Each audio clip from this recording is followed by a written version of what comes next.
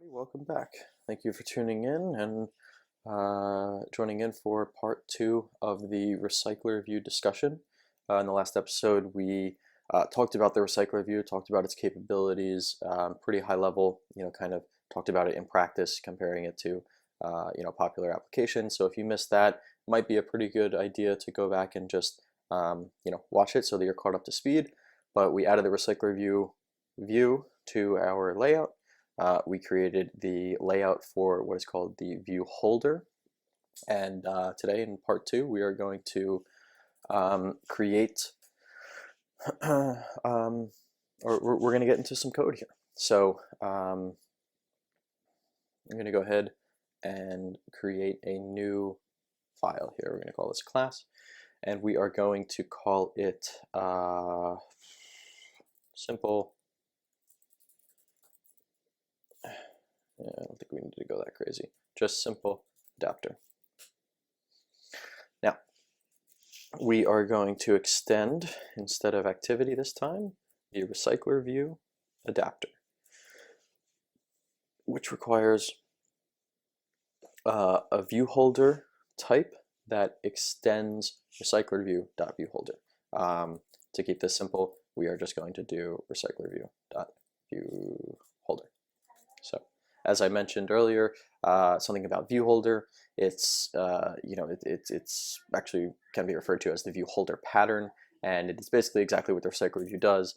And the idea that it basically maps data from your application to the UI via this adapter class that you're creating, and yeah, I mean, that it actually will be recycled, from as it scrolls off the screen, it'll get recycled and then essentially reused, so that you're not chewing through memory at an unbelievable rate. So we immediately extend this class here to start off our adapter, and it says essentially that we need to override or implement certain methods. So I believe, nope, not FN, Control I is going to bring up a little menu here that is essentially to implement the members. So because the RecyclerView.adapter class is or has some abstract methods, that means that any implementation adapter, any implementation class that extends this adapter class has to implement these functions. So hopefully you kind of understand what I'm talking about with having a little bit of programming knowledge, but essentially it's just kind of like a contract that the adapter class has saying, okay, you can extend the adapter class, no problem, but in order for this to work properly, we're going to need you to give us some information, and that information is defined in these methods. So we can just highlight all of them and click OK, and it's actually going to do auto-populate our adapter class with some things. So these are the 3 functions at minimum that you need to override in order for the adapter class to be satisfied, and then you see the error goes away. So let's take a look here. The most simple one, item count, is literally just a representation of, determines how many items are in the list and for how many, how many items the adapter is going to try to proceed with, right? So if you supply it a list of 10 items and tell it the item count is 100, when it gets to the 11th item, it's going to try to find the 11th item or ask for your data for the 11th item, and it's not going to be there, and likely will just crash. So yeah, so we won't worry about actually implementing it yet, because we're going to have to just talk about some other things in order to get to it, to a place where it makes sense. But I guess on the topic of this function, there's a little syntax difference here if you're not familiar with it. So in Java, geez, we're really straining my memory here. I believe it would look something like this. I don't even think it had function, right?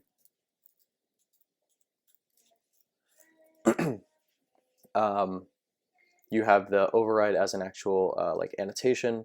You would supply the return type in front of the method name, and then the method exists after that. In Kotlin, this is kind of consolidated to one particular line. Override is now a keyword that you can use, that you can kind of prepend a function with to tell the IDE and the compiler that we're actually overriding a function that exists in some base class that we're extending. So no need for the annotation. Fun is the keyword for function that you actually need for every single function that you ever make or override. And then the name of the function, and then colon return type.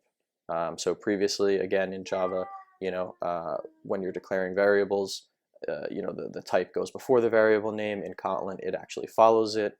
And same idea here in the function declaration. We have our function name, and then the return type comes after it, after the colon. So it's a pretty good overview. Hopefully that makes sense.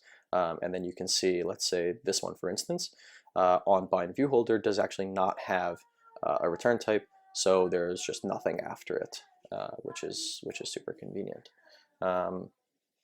Okay, and then we have two other functions here, Oncreate and Onbind view holder, and so that is what I'm talking about. We're going back to view holder.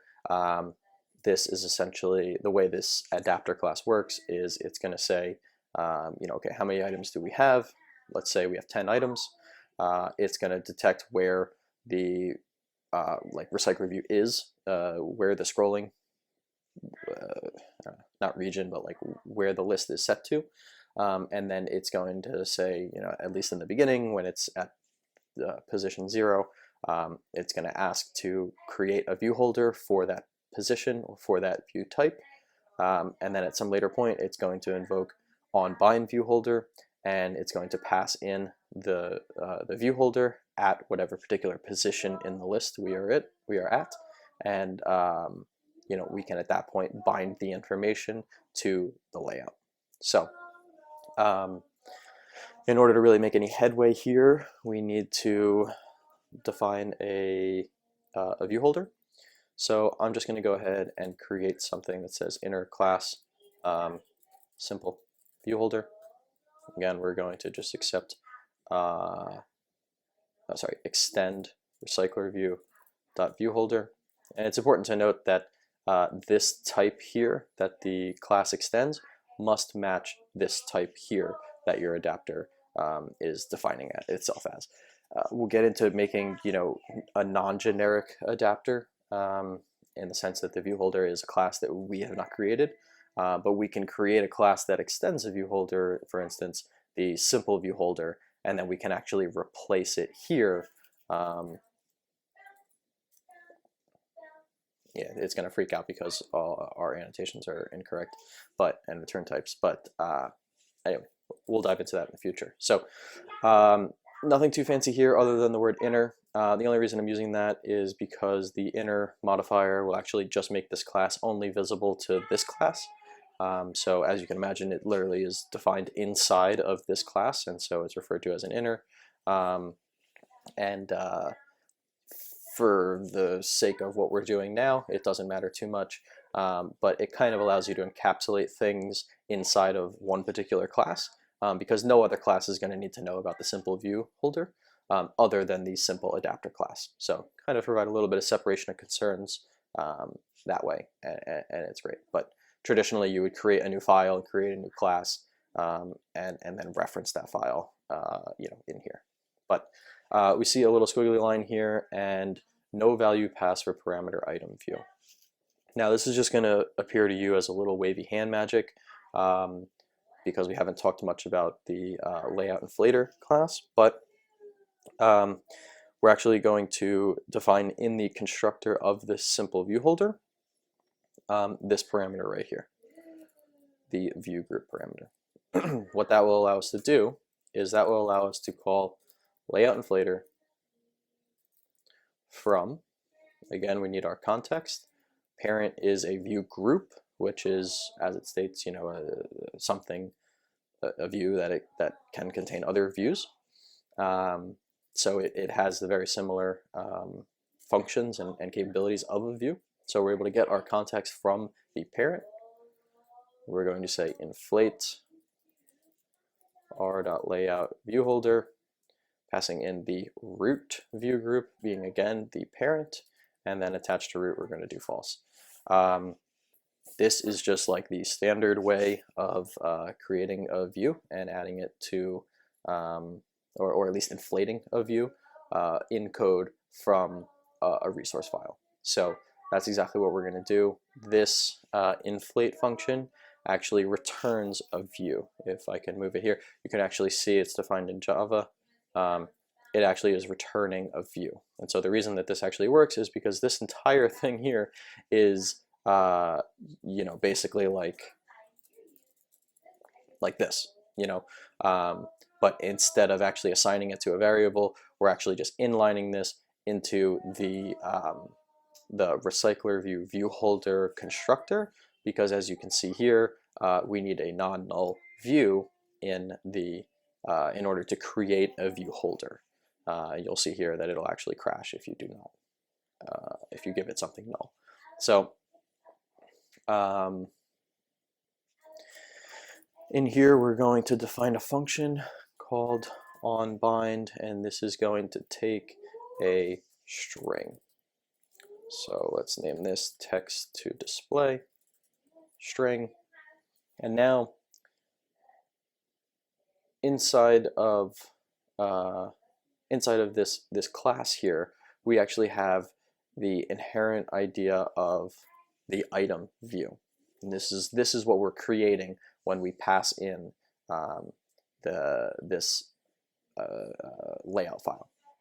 So actually, as a global variable in the class, because it is a view holder, we can actually use that to our advantage, and we can create variables that map to our UI elements that exist in this layout.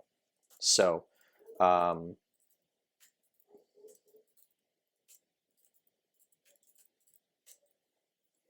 okay, a lot going on here, but the item view is a member of the view holder class that essentially is a view that gets set from the construction of this object.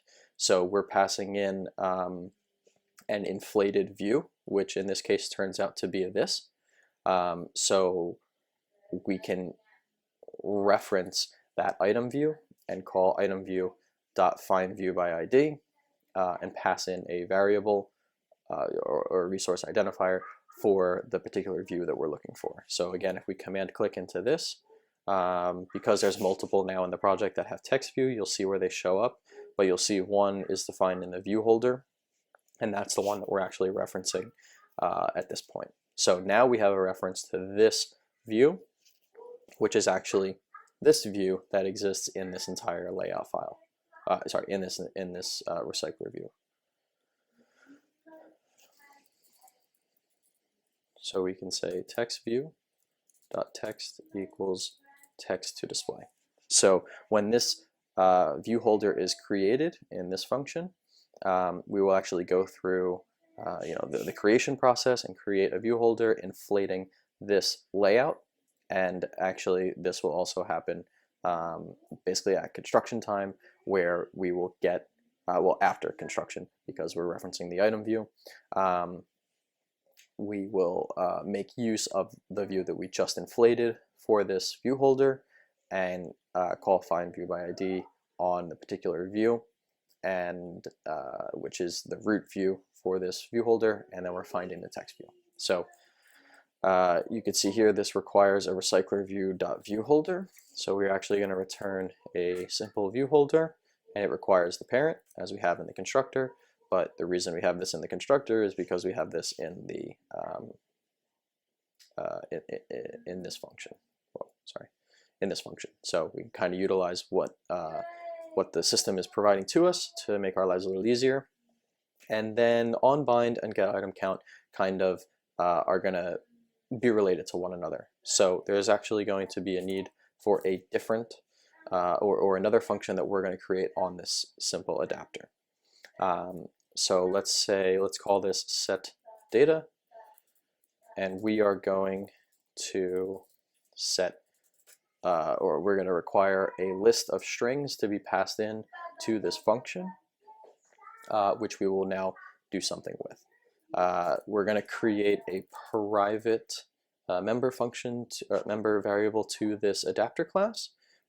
It's just going to, val data is going to be an array list of strings. Instead of telling it, we're just going to set it to an empty array list of strings. And then in here, in this function, we are going to call this .data, which is actually referencing this field data, not this field data. We're going to clear it. Then we're going to say add all of this data, and we'll have it done. So if for whatever reason this list had 10 items in it, and then we call this function again with 100 items, it'll actually clear the entire list, and then it'll re-add them. So you don't just constantly add, you know, the end result would be that data has 100 elements in the list, not 110, which would be, you know, kind of the idea behind it. I guess we could do, you know, like another function that says append data or something like that, and then it takes another list of strings, and instead we just, in that function, we just wouldn't call clear. But 9 times out of 10, there isn't a reason for that, and for this demonstration there isn't going to be. So well, we're just going to leave it as that. But since we have a list now that exists in this adapter, we actually have an ability or a way to finish this implementation. So the item count here, so that we don't get index out of bounds errors that I described earlier, we're going to say return data.size. And so this means that when this class is first created, before this function is invoked, data is going to be an empty list of strings. So it's going to have absolutely no data in it. And when the system gets around to it and asks this adapter, hey, how many items do you have? It's going to return 0. And by returning 0, it's going to be smart enough to know, okay, there's no reason that we need to create any view holders. There's no reason we need to bind any view holders. We literally have no data. And then at some later point in the code, when we actually set the data that we want, we will then, like I said, clear everything, add everything, and then we can tell the adapter, you know, essentially, hey, refresh. And then if, you know, we were to submit a list of 100 items, we would tell the adapter to refresh. It will then ask the adapter, okay, how many items do you have? And at that point, data.size would be 100. And so then the list is going to actually know, okay, or the adapter is going to know, hey, there's stuff to do here. Let's start creating and binding things.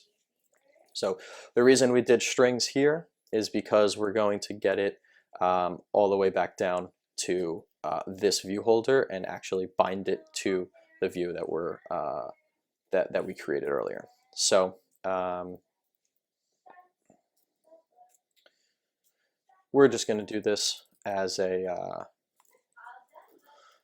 as brute force as possible, because we know what we're doing and it's a simple one. It's a simple implementation.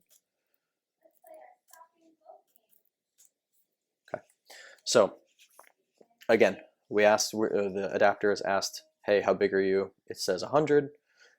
So this thing starts creating view holders for all the different places that it can display on the screen, and then it will also start binding those view holders so that you actually see the information on the screen.